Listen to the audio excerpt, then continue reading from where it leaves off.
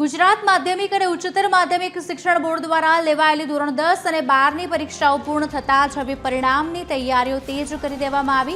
ગઈકાલથી રાજ્યભરમાં પેપર ચેકિંગની કામગીરીનો વિધિવત પ્રારંભ થયો છે। અમદાવાદમાં 40થી વધુ સેન્ટર પર પેપર ચેકિંગ શરૂ કરાયું, જે પ્રક્રિયા આગામી 10 દિવસ સુધી ચાલશે। સ્ટ્રોંગ રૂમ ખાતે પોલીસ બંદોબસ્તમાં પેપર ચેકિંગ કામગીરી હાથ ધરવામાં આવી। 45થી વધુ શિક્ષકો વિષય પ્રમાણે પેપર ચેકિંગ કરી રહ્યા છે। ગુજરાત માધ્યમિક અને ઉચ્ચતર માધ્યમિક શિક્ષણ બોર્ડ ગાંધીનગર તેમજ જિલ્લા શિક્ષણ અધિકારીની કચેરી અમદાવાદ ગ્રામ્યના માર્ગદર્શન હેઠળ અત્રે મધ્યસ્થ મૂલ્યાંકન કેન્દ્ર તારીખ 19ના રોજ શરૂ થઈ ગયેલ છે, જેમાં 17,000થી વધુ ઉત્તરવયીઓ અહીંયા મૂલ્યાંકન અર્થે આવેલ છે, જેમાં 75થી વધુ શિક્ષકો હાલ આ કામગીરીમાં જોડાયેલા છે અને આ સમગ્ર કામગીરી સીસીટીવી તેમજ પોલીસ બંદોબસ્તની નિગરાનીમાં કરવામાં આવે છે।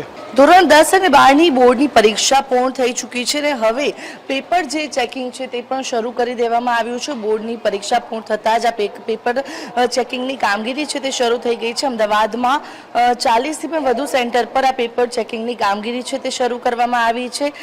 ગઈકાલથી આ પેપર ચેકિંગ શરૂ થયું છે, જેમાં 10 દિવસ સુધી આ પેપર ચેકિંગ ચાલવાનું છે।